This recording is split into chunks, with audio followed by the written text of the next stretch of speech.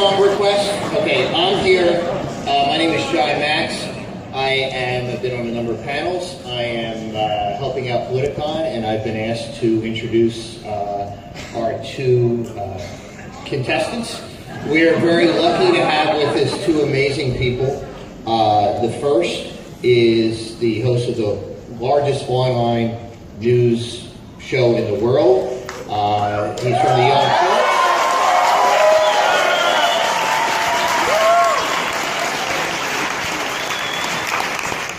The second is a very well-known political commentator and an 11-time New York Times best-selling author, which puts her actually 11 times more than any of my books have done. I want to bring out now, please welcome Cenk Uygur and Ann Coulter.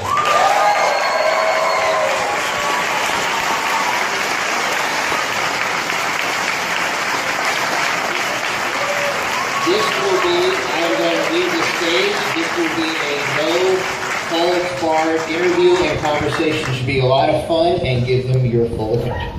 Thank you. Thank you. Hey, what's up, guys?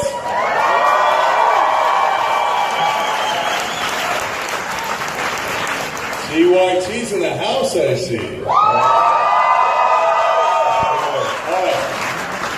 So, before we get started, I want to establish a little bit of ground rules here for all you guys and for us, okay? So, most important thing is everybody's going to get to talk, okay? So, we're going to let each other talk, and we're going to go back and forth, and you guys are all going to let us talk, okay? Now, I know that I've got more fans, and that's not fair.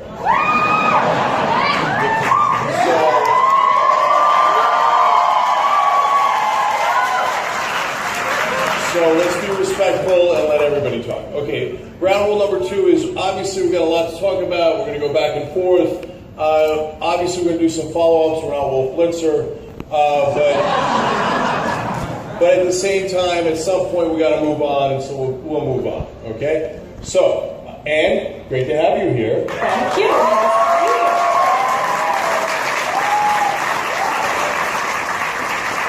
So let me start with this question. Now that Stephen Colbert has broken character, and you've outlasted it, is it time for you to break character?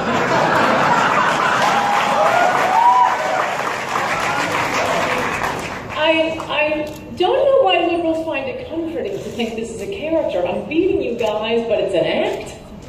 You know, maybe you got to up your game. If I'm writing 11 New York Times bestsellers and, oh, I'm just faking.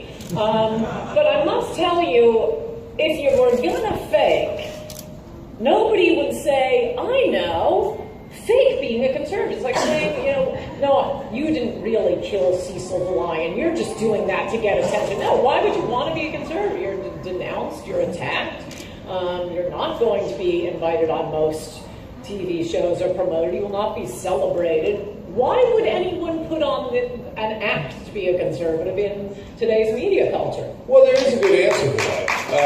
Because, honestly, it's a pretty good racket. So if you're an African-American who's a conservative, or you're a woman who's willing to speak against other women, you will get on Fox News. Well, for one thing, I specifically made a point of not writing about women's issues. I kind of agree with that. I encourage female conservatives not to write about feminism, because I think that is kind of, come on, I mean, it's not just women, it's, oh, look, I'm a woman and I'm a conservative, oh, look, I'm a young person and I'm a conservative, oh, look, I'm a black, so what, do you have something to say? So, no, I have absolutely not done that. I write about history and Joe McCarthy, obviously immigration with the latest book, Darwinism, mobs, the French Revolution, impeachment. I have very specifically avoided writing anything. I didn't write about Hillary Clinton, I wrote about Bill Clinton. And, you know, people only say it's a good gig after it works. When I started out, and I think we're probably going too long on my career, which is boring, but when I started out, look, I started out with other conservatives. I started on MSNBC the first day they were on. And without naming names, I'll tell you, they knew the way to get ahead. And it wasn't to keep being fired by MSNBC by saying conservative things. I just happened to be practicing law, and every time they fire me, I say, I don't care, I'm just going to go back and practice law. I just did MSNBC because I wanted the free flights to New York. I miss New York. Right. Well, I would know a thing or two about not being welcome on MSNBC. And trust me, it's not just conservatives. So apparently they're not overly fond of progressives either. So now part of the reason that I ask, Ann, is because you've made such outrageous comments, and you're aware of that. And I'm going to share some with you right now. And I'm trying to understand your motivation. First thing I do in an interview is try to figure out, hey, where you're coming from. And you've said that, you know, that in a lot of ways, like Andrew Breitbart told me in one of the last interviews he did, that he's a provocateur. So you say you like to stir the pot.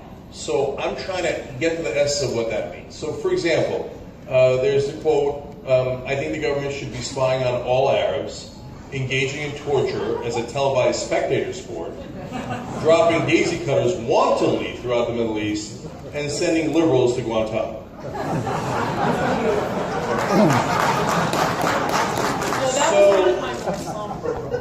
Right. So let's dive into the motivations of that. Is that exactly what you actually believe? Is that a joke? Hence, are you a comedian? Can you tell us a joke now?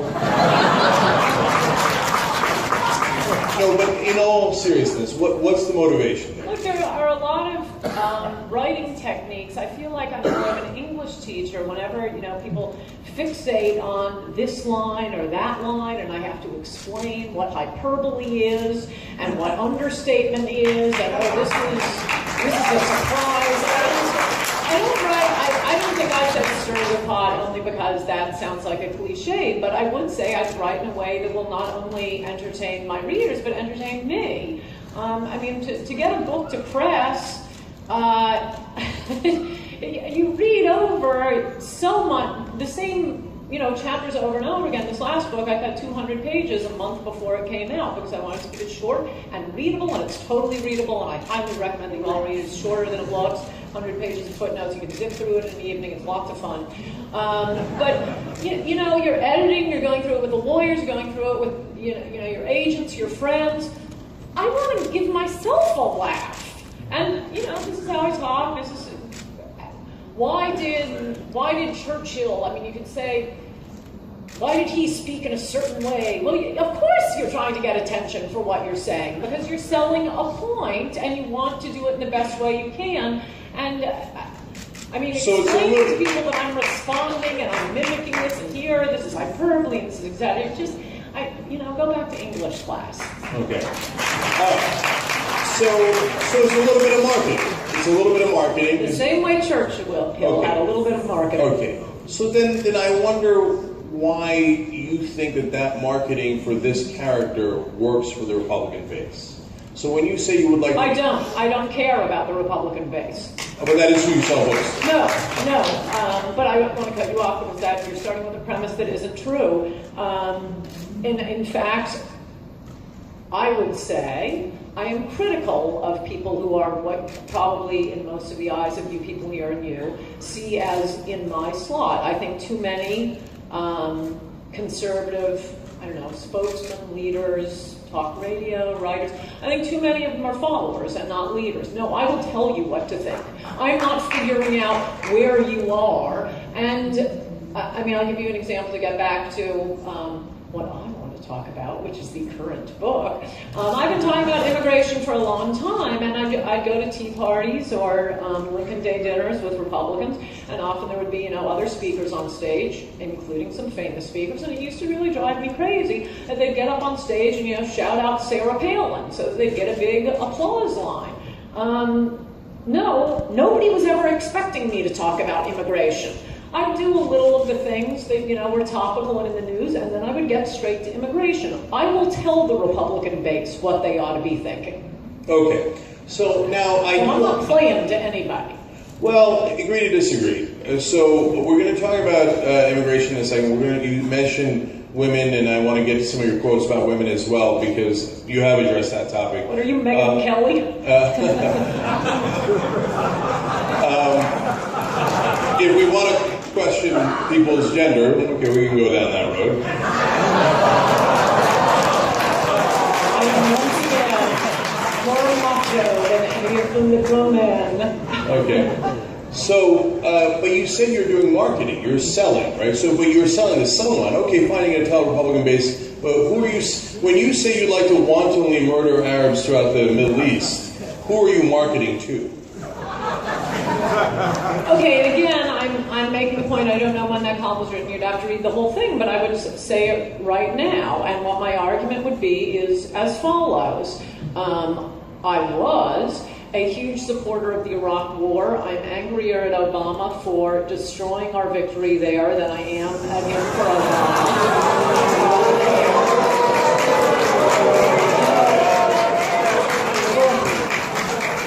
You know, you get me to say a lot more shocking things if break it up with that.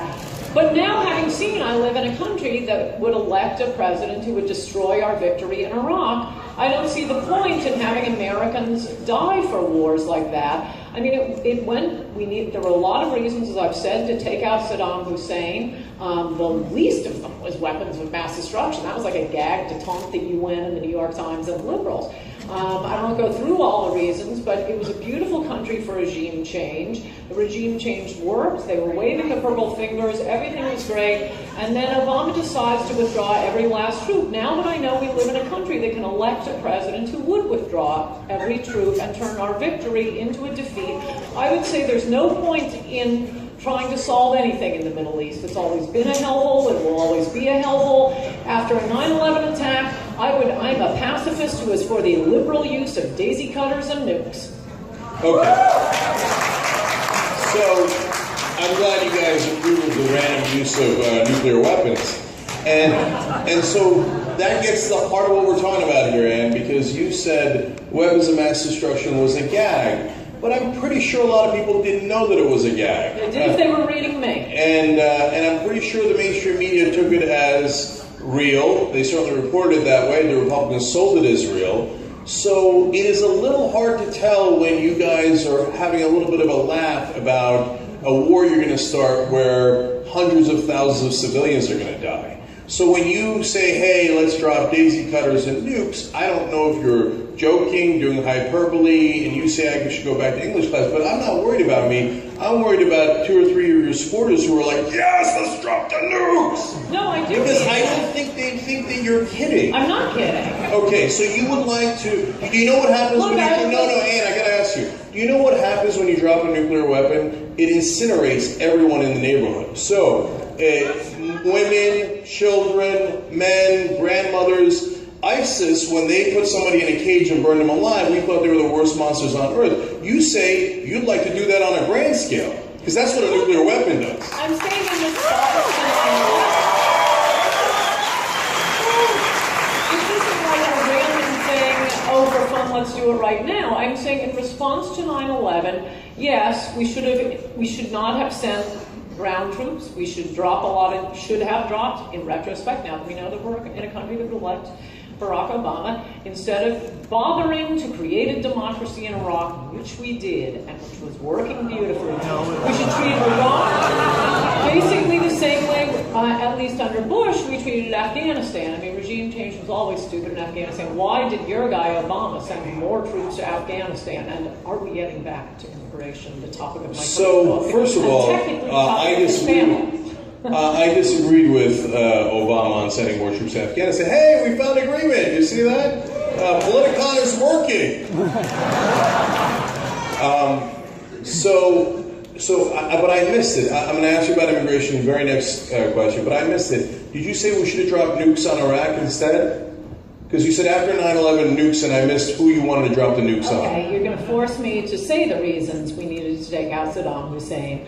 But it was in nukes. No, well, it's kind of important. Number one, I mean, everybody talks about, you know, the red line in Syria, or you know, whether to take out Assad. Look, everything that these Johnny-come-lately liberal and conservative hawks are so enthusiastic about doing now, Saddam was that times 10. He tortured people as much, worse, more people than ISIS did. I mean, bringing in men and attaching electrodes to their genitals, raping women in front of their husbands, killing family members in front of other family members. If we're looking at pure humanitarianism, there's a reason to take Saddam out. Saddam had sheltered, harbored, funded terrorists. The one 1993 World Trade Center bomber who got away, where does he end up? Surprise, in Iraq. In fact, the guy who was the mastermind of the Achille Lauro hijacking, where does he end up? He ends up in Iraq. So you have, Iraq has a lot of oil. It's a crucial part of the world. I never understood the argument, we're going to war for oil. Well, yeah, I wish. We need oil. Why shouldn't we go to war for oil? It's like saying, oh, you're just going to war for oxygen. Yeah, we need it. In fact, we didn't get their oil, but that's a good reason. Saddam had also tried to assassinate a former president of the United States. So I said in column after column, these are real reasons, but Democrats in the New York Times, no, they won't go to war any place unless the UN improves, unless they get the permission slip signed by the UN. That's why we threw in just a ton of liberals. Oh, and by the way, he has violated UN resolution after UN resolution. Is that why Ann wanted to go in? That was just, okay, liberals, you say we have to be ruled by the UN, he's not following the UN. But the point is, if they're leaving that, the arguments, or the specific argument directed at liberals, there are a lot of reasons to take out Saddam, but I do not think any American should have died for it, now that it has all been given away. Do not do that again until we live in America that will not elect a Barack Obama. In that case, yeah, we want to do what your guy's doing. Obama and drop a lot of drones all over, and drop a lot of daisy cutters all over. But I don't want to be spending American money. I don't want to be spending American lives, so it's just going to be given away. Okay, I should have also clarified in the beginning, no filibusters as well. Well, technically, the topic of this panel is immigration. No, it's actually not. That's not what we're saying. Okay, so now, first off, John Mack. Okay. I'm happy to get clarification on that. First of all, I like that when you said we should just simply take their oil, there was only one person left clapping. Like, let's steal their oil. Yeah, me? I've asked them not to interrupt. Okay. So the reason I mentioned the thing about the filibusters is because what I had asked you is you said you want to drop nukes. So would you have dropped a nuke? I get your reasons why. You've thoroughly explained how much you hate Saddam Hussein.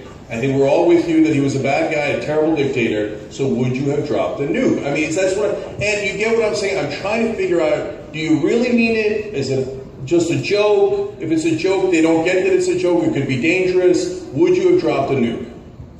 Nuke, daisy cutter, drone, it doesn't matter. And by the way, this complaint about filibustering, the way question and answer is supposed to work is the question and then the answer. And I've given the same answer now 16 times. Okay. So now, for my rule, I'll move on because you clearly answered it. You would have dropped a nuke, and Saddam probably would have died, as well as maybe a million other people. Uday and Qusay. And 995,000 innocent people, babies burned alive. But hey, we're having fun. It's a hyperbole.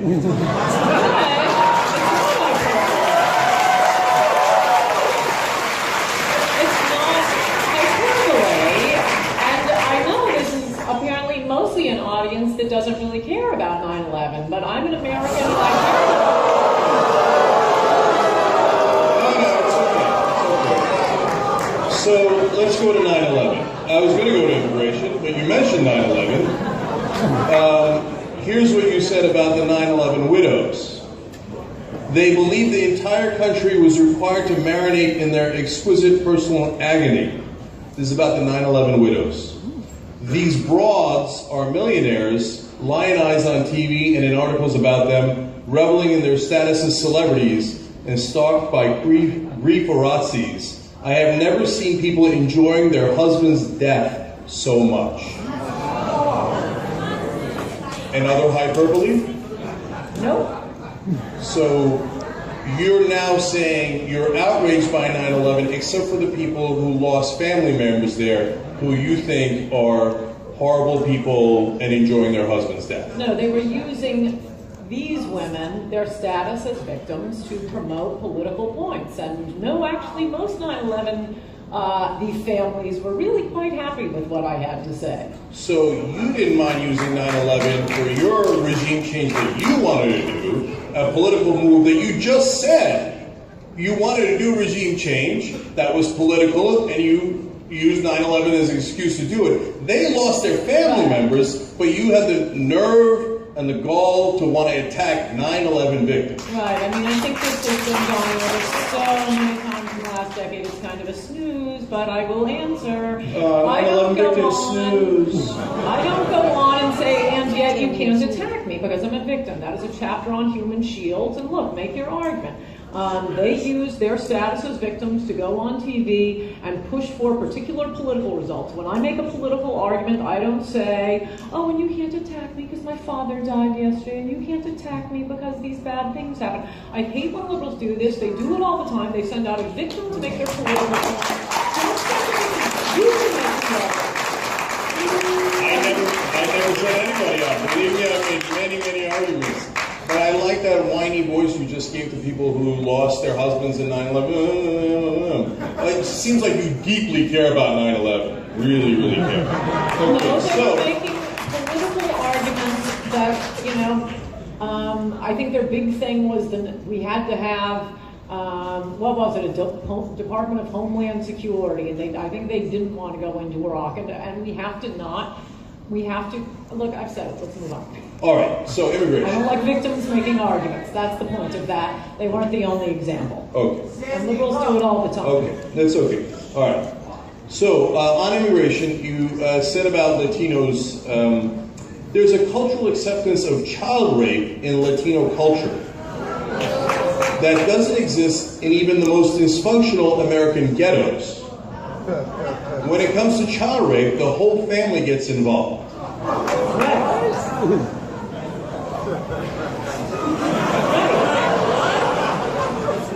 It's a really spicy book. I suggest you read it because there are about 100 pages of the whole family getting involved, including, all of these. The way you end up finding them is they're often famous cases, and both the government hides the statistics, but the media, and that's a lot of what my book is about, how the media hides the truth of all these immigrant crimes.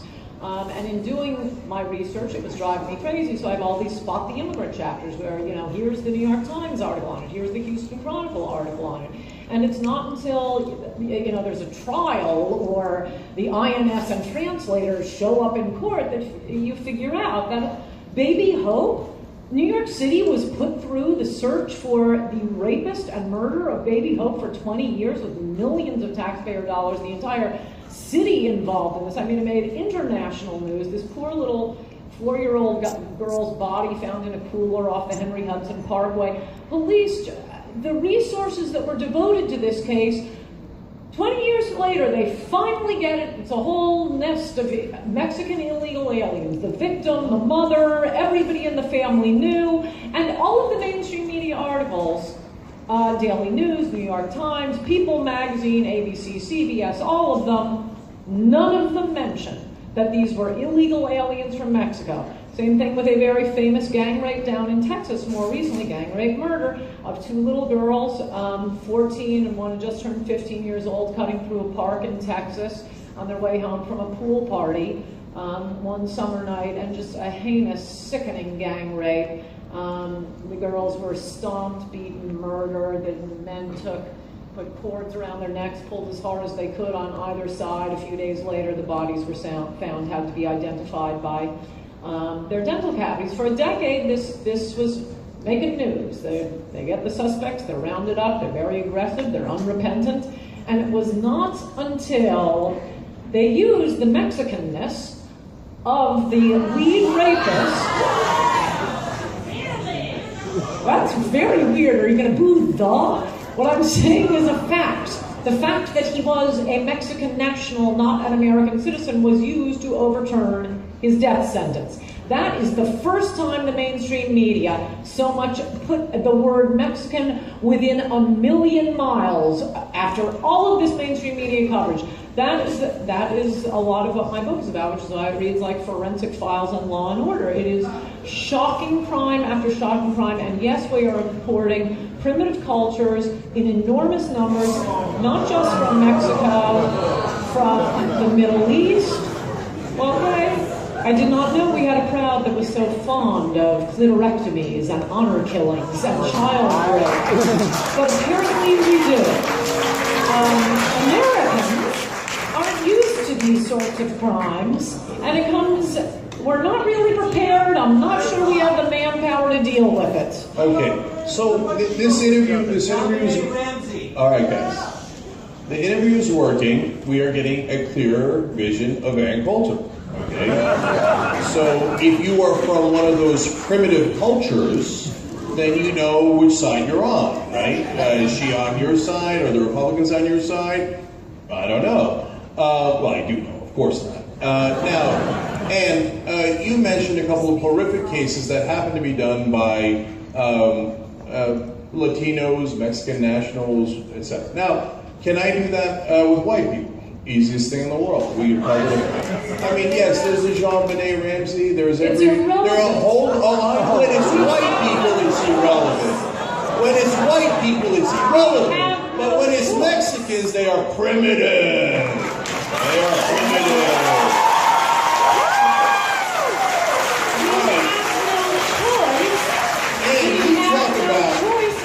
Our native criminals. I'd love to deport our native criminals. We have no choice. There's no reason for us to be bringing in other countries' criminals, in addition to the fact that, yes, child rape, honor killings, clitorectomies, haven't seen a lot of that in Anglo-America. It is primitive cultures, and I guess we also know that this is an audience that does support clitorectomies, honor killings, and child rape. No, and we don't ascribe it to so-called primitive cultures coming from a certain ethnicity like you do. For example, the example I was going to use was we just covered on the Young Turks about a week or so ago, 2 weeks ago, a guy who had raped a 2-year-old, and it was his girlfriend's daughter, and he was a white guy, and you would have said, why didn't they mention that he was white? You know, he was so white when he did that rape. I'm quite sure the media reported that, and by the way, I don't notice any of my side of the room booing you for mentioning that. We don't have this ethnic thing. And I guess you're not getting I must have to defend Jeffrey Dahmer because he's white. Don't punish him. But gosh, a lot of people are upset when I talk about Mexican child rapists and Muslims honor killing and Muslim clitorectomies. Oh, no, we must defend them. White people don't do that. Hold on. And apparently you're not getting it. So let me be a little clearer. Because no one in this room thinks that guy did the rape because he was white. Okay?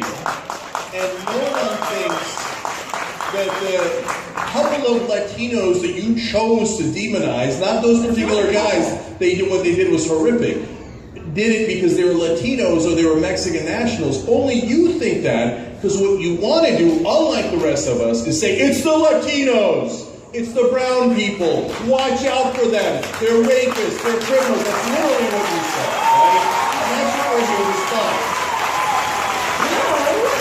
What I'm saying is, what you just studiously are ignoring is, it is the immigrants, i.e. people who do not have a right to be here. Again, we can't do anything about our native-born criminals. We can't do anything about our native-born poor. I'd love to deport them. And no, it isn't the brown people, because the things I'm talking about, honor killings, clitorectomies, child rape, no, you don't see this among American blacks, you don't see it among American whites. We have our own country, native family. We know what our crimes are like. We are bringing in extremely peasant cultures with things we have never seen before, and it's being hidden from us. And it isn't just the occasional Jeffrey Dahmer. Look at the LA Most Wanted list. It is one Mexican or Hispanic name after another, and heavily child rape. I mean, there's no question that we're bringing in cultures where child rape is much more common, and this is being hidden from us. All right, so in one side of your mouth, shouldn't be any. and so again, in an effort at clarity, at one side of your mouth, you say, no, it's just the immigration problem, and so I'm talking about people who are here illegally. And then you turn around and say it's one... Not illegally. And you say it's one Hispanic name after another. It's a culture, you just said a peasant culture, by the way, if you didn't hear So you talk about, and then I mentioned Brown. You said no, it's not about Brown. So let me quote you again. The people coming in aren't the ones exalting the browning of America. It's smug liberals who want America to be humbled and destroyed. So does that mean you're against the browning of America? Oh, for Pete's sake, you worked at MSNBC every night. They're celebrating the browning of America. That's not my phrase. It's liberals constantly. I've never heard a liberal say that. Oh, never, not once. I've never heard a liberal like, yeah, let's brown America.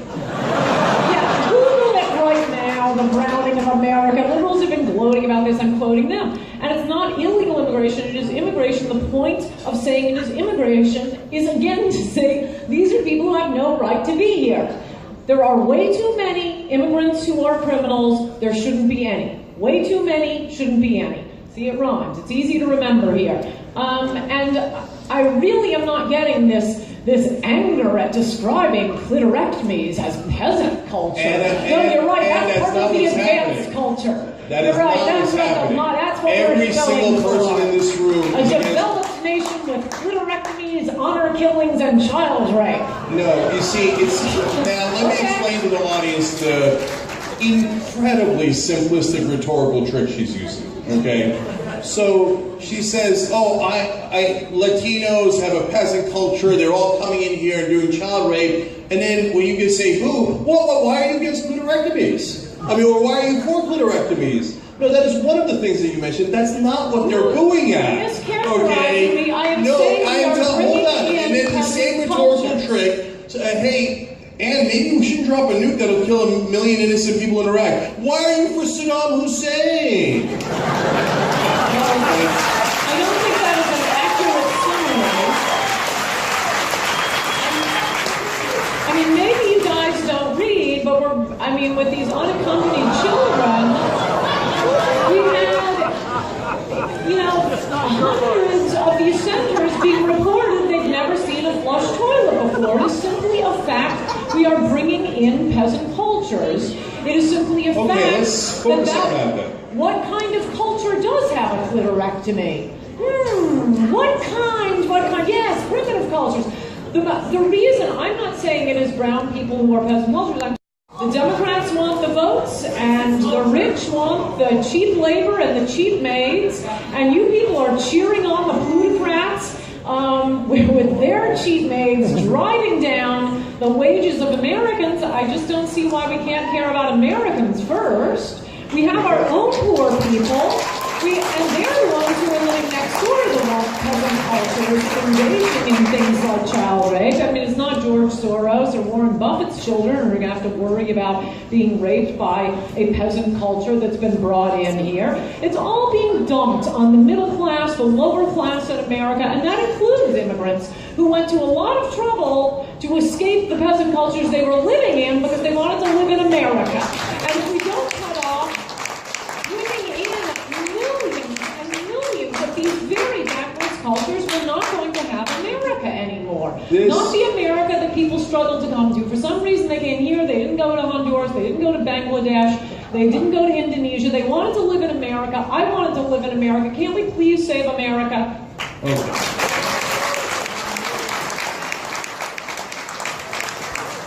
This is wonderful, wonderful. I had hoped to achieve some level of clarity, and I believe we are on that road. Okay. So, every time Ann Coulter attends a CPAC conference, every time she's invited on by a Republican politician, and then you wonder why Latinos and Mexicans might not vote for Republicans or conservatives, as she repeats over and over again, about a dozen times so far, you people come from a peasant culture. You know, when you're peasant maids and all the things. I didn't say that. You didn't say peasant culture? Is that right? I think some people had their iPhones out. I didn't say you people come from a peasant. Oh, she didn't say you people. She didn't say you people. She said you peasants. If it's the same, if you're like paraphrasing accurately, if it's the same, just use my words. Okay. Believe me, your words are now all over the internet. No, it's not. Okay. So now you have lamented, even though you claim it's liberals who say Browning, never once said by any liberal. I've seen you quoted 3 times. I have seen you quoted at least 3 times lamenting the Browning of America. How would you like to un-brown us? Would you kick some brown folks in the country out? Would you want to just celebrate whiteness more? What would you like to do as you lament the brownness of the country? Immigration is a policy we don't have to have. Any government policy ought to be used to serve the people already living here, all the people already living here. That is not the way our immigration policy is being used. It is being used, and I really don't understand whatever side of the spectrum you're on. Unless you are a billionaire who really needs a lot of cheap labor, immigration is a net loss to you. This is what is driving income inequality in this country. This is what is... No, it's not the bankers. No. It's not the tax cuts for the rich that she pushes. It's not the tax cuts, and it's not all the billions of trillions of dollars given to the bankers. That's not pushing income inequality. It's the most powerless people in the country that have somehow captured the power and are driving income inequality by being so poor. They are powerless, which is why these bankers and the powerful are bringing in immigrants to compete for their housekeeper's job, not for their job. How about we bring in immigrants? Yeah, it's the maids that are so powerful in this country and creating income inequality. That's exactly what I'm saying. They have no I know, that is exactly what you're saying. And it's amazing to me that you don't see how preposterous it sounds. Like, oh, the maids, what they've done to this country. Cleaning here and there. Do you need me here for this? Because I think you're just going to mischaracterize everything I say and I'll be halfway through it. Look, it is the poorest who have had... I'd like this again down to 3 to 4 people club. I'm getting it down to 3 or 4 words out. It is the poorest people who are having immigrants come in to compete for their jobs. They are not competing for the bankers' jobs. They are making sure that the bankers have very cheap nannies, maids, pool boys, drivers. Meanwhile, all jobs are being outsourced so that the rich can become even richer. But we have our own poor people, we have our own middle class people. They're the ones, I think, an immigration policy should be geared to helping. And you're not helping people by pretending the laws of supply and demand don't work when it comes to bringing in workers who are going to compete only with our poorest Americans. Actually, it's moving up into our middle-class Americans with the H-1B visas and all of the computer programmers who their jobs are being taken too. No, it's the very rich who are benefiting from this dump of cheap labor on the country that also happens to be changing the culture. And their maids aren't living in their neighborhoods. Okay. You know, they're coming in from the suburbs. They're not seeing what's happening, how the country is changing, and how people are suffering. I say we have an immigration moratorium until our unemployment rate is 0. When it's 0, then we can bring in more workers to compete with America. In other words, fight amongst yourselves while Ann and the Republicans push for more tax cuts for the same people creating income inequality. I think I'm perfectly capable of speaking for myself, and instead of eventually letting me answer, and then saying, in other words, you people suck is what she's saying. I think they heard what I said. I know that. I love it. I couldn't possibly do more damage to you than you. It's not being too effective because you then have to mischaracterize it in other words. Do you want tax cuts for the rich? Then speak for yourself. No, speak for yourself. Do you want tax cuts for the rich? Do you want tax cuts for the rich? Do you want tax cuts for the rich? Do you want further tax cuts? No, I love Trump's tax plan. And where's Hillary? Where's Chuck Schumer? She's been sitting on the finance committee. They represent New York. Trump is showing how both political parties are controlled by the plutocrats, and that no one has come forward all this time to say George Soros and Warren Buffett should pay as much as the middle class does.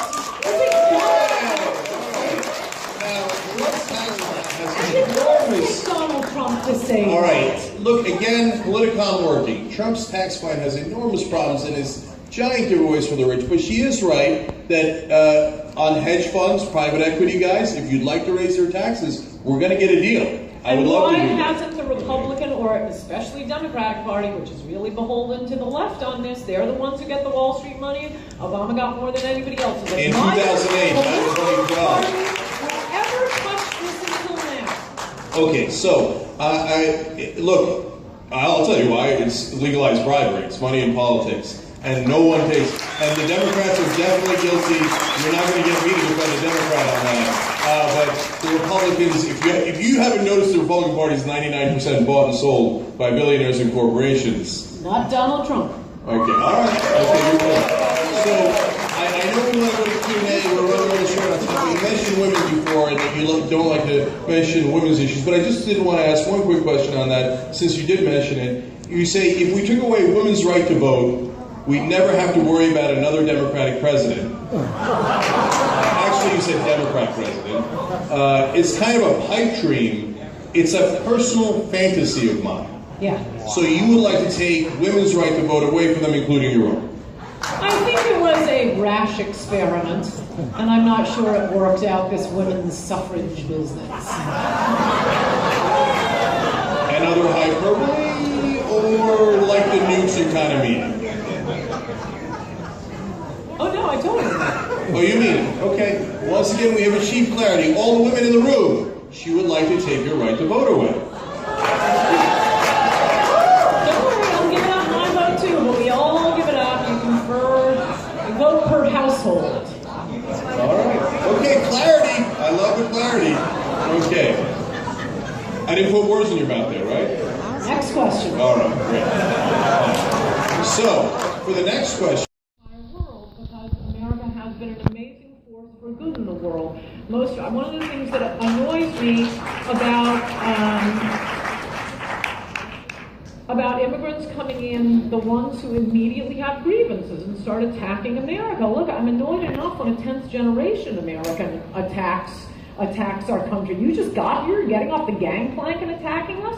But that happens quite a bit, and it is immigrants piggybacking on the black experience in America. Immigrants, you're not black. The reason Americans are sensitive to race is because of slavery, because of Jim Crow. Yes, this country does owe something to black Americans. I'm not sure Democrats did it the right way. We don't owe anything to the rest of the world. Most of what we've done is rush around and save you from earthquakes and tsunamis and warlords, Nazis. Well, we've been such a force for good in the world. I wouldn't expect, don't expect Mexico to come save you when you have your next tsunami. Don't expect, China to go in and stop the next Hitler. It's going to be 1,000 years of darkness if this country stops being this country and we just become a second Mexico, which is where we're headed right now. All right, there's so much to say, but I just going to give you one more Ann Coulter quote here, and then we'll take another question. In 1960, whites were 90% of the country. The Census Bureau recently estimated that whites already account for less than 2/3 of the population and will be a minority by 2050. Other estimates put that day much sooner.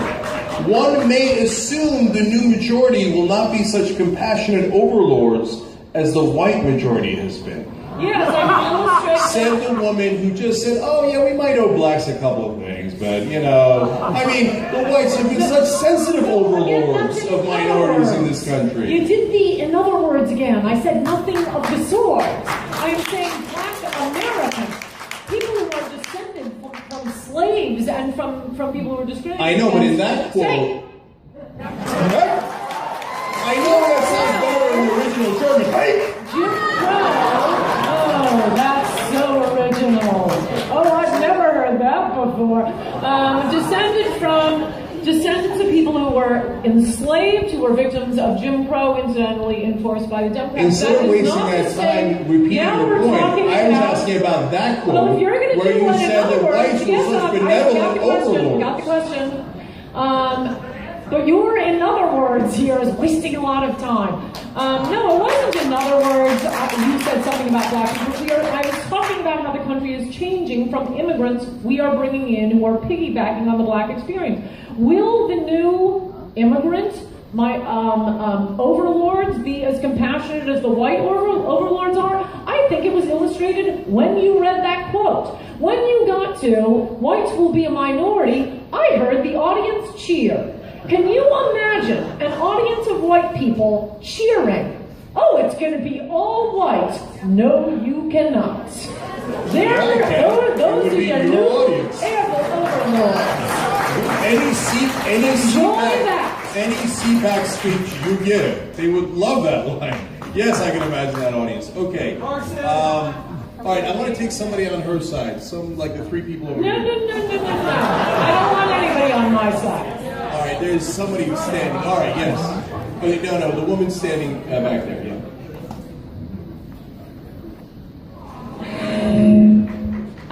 My dad and his 4 brothers have been doing construction in San Diego for my whole life, and just seeing the effects of millions and millions of low-wage workers driving down their wages. They cannot get a union job, as employers would rather hire really low-wage workers. And I'm just wondering, like, how can we drive the minimum wage up and start raising it? It is entirely a problem of immigration. Instead of dumping low-wage workers on the country and then artificially setting a high minimum wage, which will leave lots of people unemployed, do it the way Australia and New Zealand and other countries have done it. They look around the country, figure out, oh, we have a shortage of, surgeons over here, of journalists. Well, there's never a shortage of journalists, but in theory. Over here, we'll bring in people who fill these particular slots. And the minimum wage in Australia and New Zealand is about $15 an hour. I mean, I haven't checked this recently, but roughly in the last year. Naturally, it's the law of supply and demand. Stop dumping low-wage workers on the country, and wages naturally rise because you have to compete with dollars to get those workers. I'd also add here, this is a problem where you do need a national solution. You can't just have like one construction guy or one farmer guy saying, well, the farmers, they're just lazy screw-offs. Buy a machine. They're machines that can pick strawberries. They can pick tomatoes. They can do all this work. But they're very expensive machines. No one farmer is going to do this out of the goodness of his heart. No one employer is going to do it out of the goodness of his heart. Take the cheap labor away, and they'll pay more. Okay, real quick clarification, because she asked about the minimum wage. Just real quick. So are you in favor of raising the minimum wage? Naturally, I'm in favor of it being naturally raised. So not by law? The iron law of supply and demand. So not by law? Not by law? Well, in Australia. Not by law. So just be clear, the person who asked the question, the answer is no, not by law. Every answer is in another word. Right. No, but you just said it. I just want to be clear. I think it was perfectly clear. It was unclear. Your fake version of my answer. Last question. Hi, Ann. I'm from one of those peasant cultures to which you so eloquently referred to. Although my great-grandparents had PhDs, so thank you for, putting me in that category as well as most of the people in this room. Thank you very much. My question to you is, when you say just drop nukes and daisy cutters and all this bullshit on people who live, people who are on this planet, human beings, what makes you different? What differentiates you from ISIS and Daesh and Wahhabism and all this bullshit?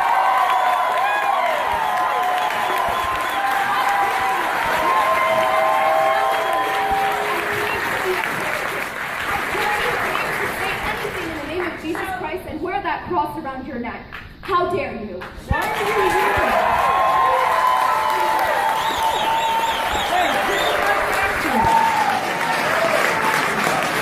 Why are you in this country if your culture's so hot? By the Soviets. That's why. Because my grandfather was a political science PhD from Indiana University who came to this country for an education, and when he went back, he was assassinated. That's why. That sounds like a really rotten culture, one that would assassinate a Soviet Union. Russia!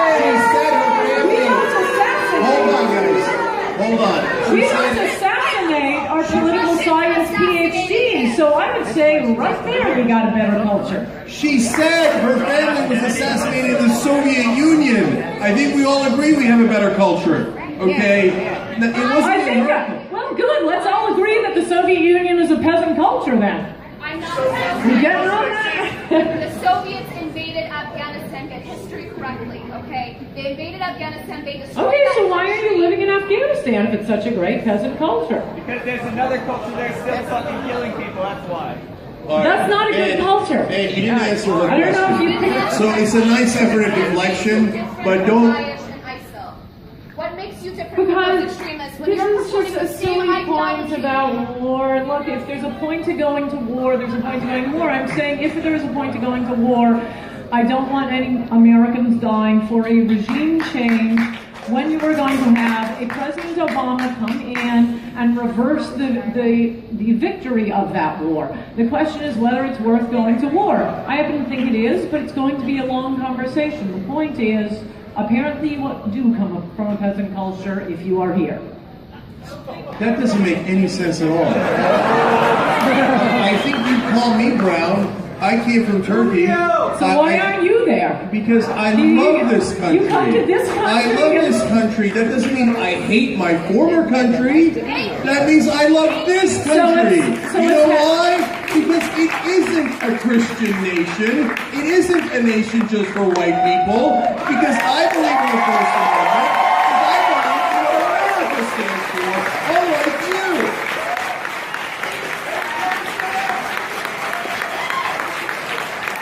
Well, it is a Christian nation. It's not a country just for white people, but it was a country created by white people. And the only way to keep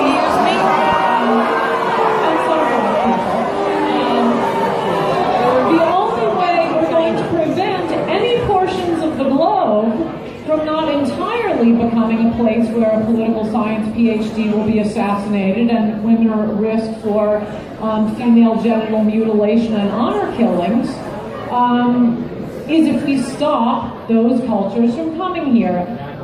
The only way to stop mass migrations and refugees is for the entire world to be no different from any other place.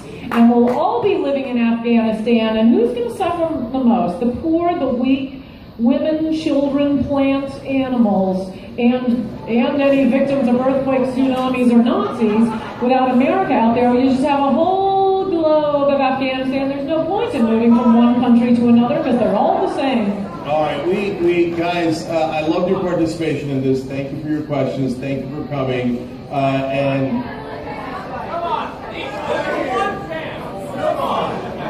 You're her fan? Yeah.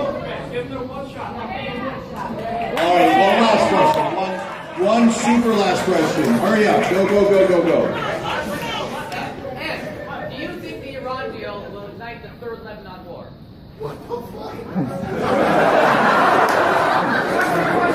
The answer is, who cares? They're all brown. Sorry, that wasn't in other words. Go ahead, Ed. What's the question? Do you honestly think that it's going to start a war with the money that we're supposed to Do I think what is going to start? The Iran deal. The Iran deal's gonna The start a Iran war. deal? I think the Iran. I'm with Trump, and he's a great negotiator. It's a bad deal. Why should we be helping Iran doing this? All right, so let me leave you with this. Let me leave you with If this. only Iran had something that was plentiful that could be used for energy. They need nukes. I wanna thank Ann Coulter for coming here. And for answering this question. And I want to leave by giving her the last word, because she asked why I came to America. I came to America because I love America. I love our Constitution. And Ann Coulter has said, frankly, I'm not a big fan of the First Amendment. So, and Obviously, that was another day we can have a conversation. You have to explain one like that. You guys really are humorless. At least you're not giving me Oh, I'm another sorry, word. it was another joke when she was taking a dig at our founding fathers. Okay. Next So time. thank you, all of you. Thank you. What I said is what I said. His and other words are not what I said. Luckily, it's on tape somewhere on there. Thank you guys. URT.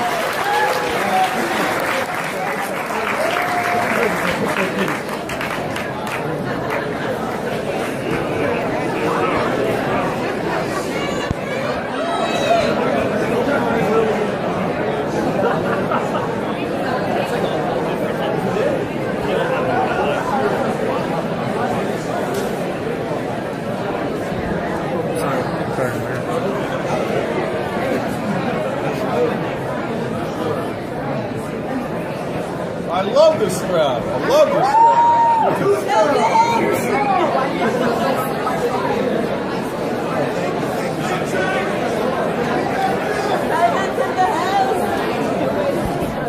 Panel's over. Please exit the room. Thank you so much.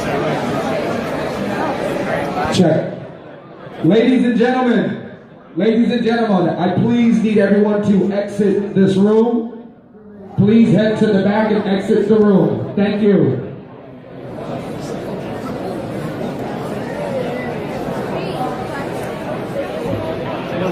All right, brother. Hey, good job. Thank you. All right. All right, thank you, brother. Real quick,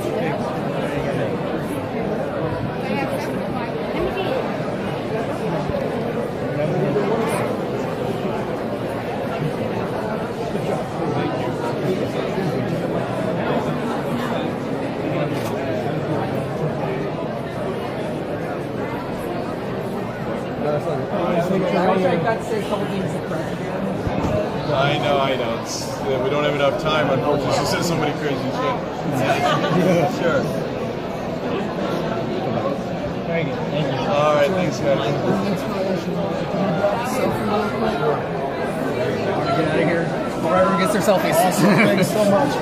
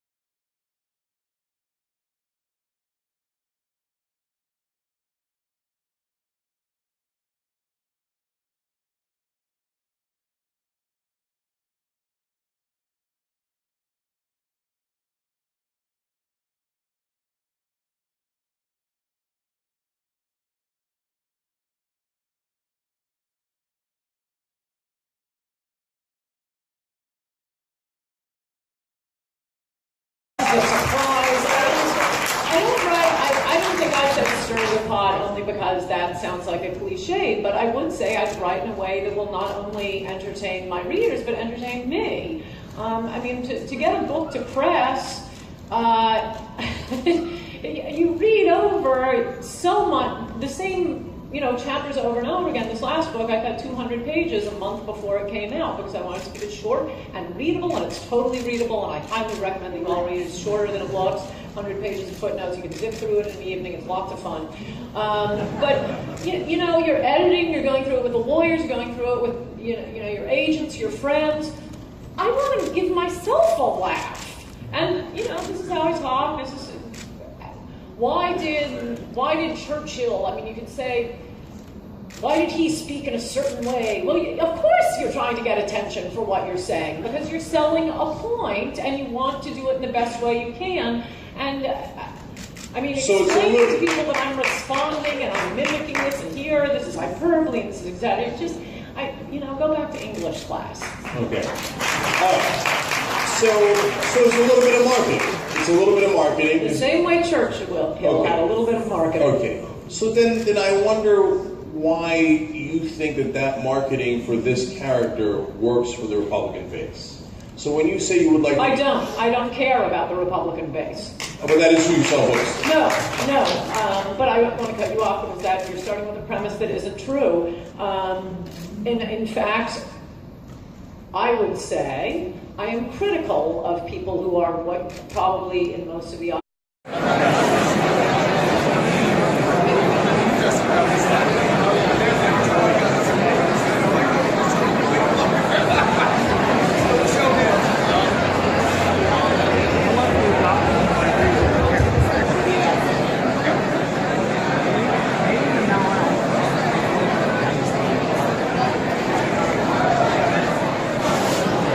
Hello, everybody. Any song requests? Okay, I'm here. My name is Shy Max.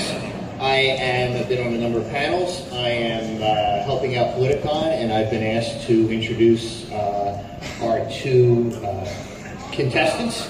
We are very lucky to have with us two amazing people. The first is the host of the largest online news show in the world. He's from the Young Turks.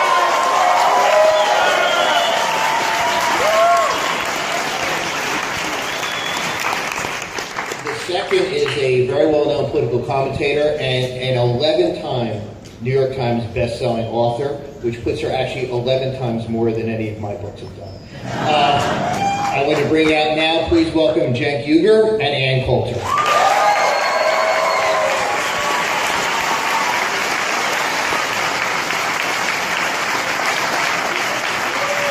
This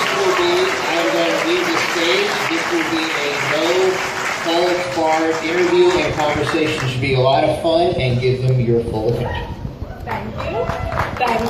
Hey, what's up, guys?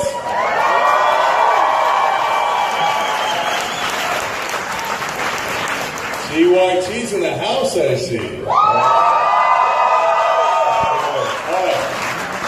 So, before we get started, I want to establish a little bit of ground rules here for all you guys and for us, okay? So, most important thing is everybody's going to get to talk, okay? So, we're going to let each other talk, and we're going to go back and forth, and you guys are all going to let us talk, okay? Now, I know that I've got more fans, and that's not fair.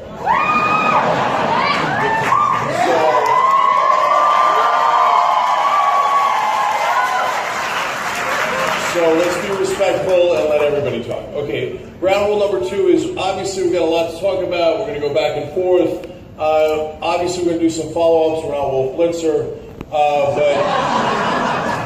But at the same time, at some point we got to move on, and so we'll move on. Okay? So, Ann, great to have you here. Thank you.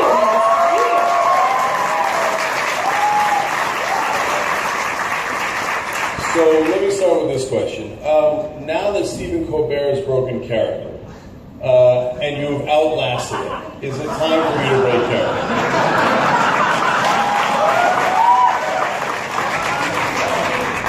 I don't know why liberals find it comforting to think this is a character. I'm beating you guys, but it's an act.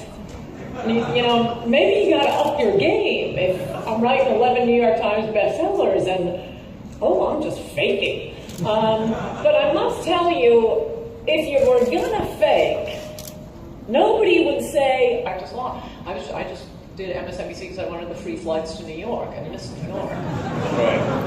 Well, I would know a thing or two about not being welcome on MSNBC. And trust me, it's not just conservatives. So apparently they're not overly fond of progressives either.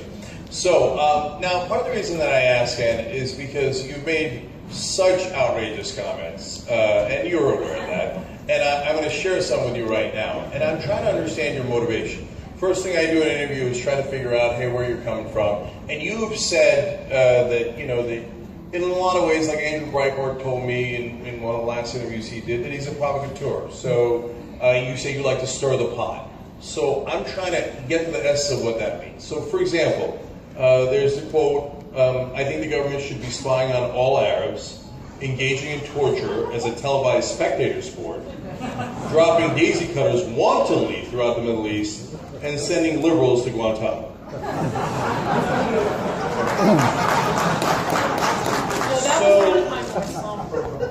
Right. So let's dive into the motivations of that. Is that exactly what you actually believe? Is that a joke? Hence, are you a comedian? Can you tell us a joke now?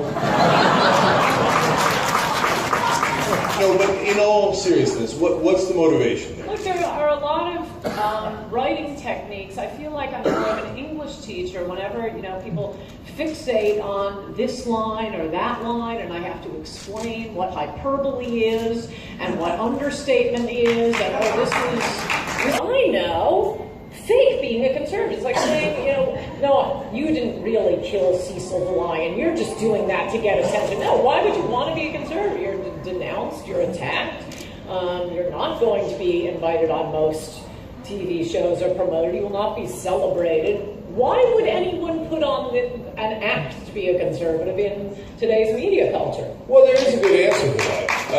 Because honestly, it's a pretty good racket. So if you're an African American who's a conservative, or you're a woman who's willing to speak against other women, you will get on Fox News. Well, for one thing, I specifically made a point of not writing about women's issues. I kind of agree with that. I encourage female conservatives not to write about feminism, because I think that is kind of, come on.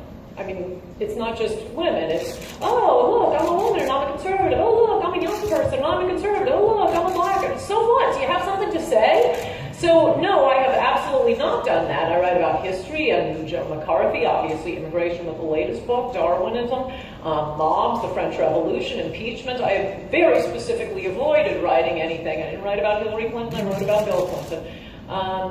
And, you know, people only say it's a good gig after it works. When I started out, and I think we're probably going too long on my career, which is boring, but when I started out, look, I started out with other conservatives. I started on MSNBC the first day they were on. And without naming names, I'll tell you, they knew the way to get ahead. And it wasn't to keep being fired by MSNBC by saying conservative things. I just happened to be practicing law, and every time they fire me, I say, I don't care, I'm just going to go back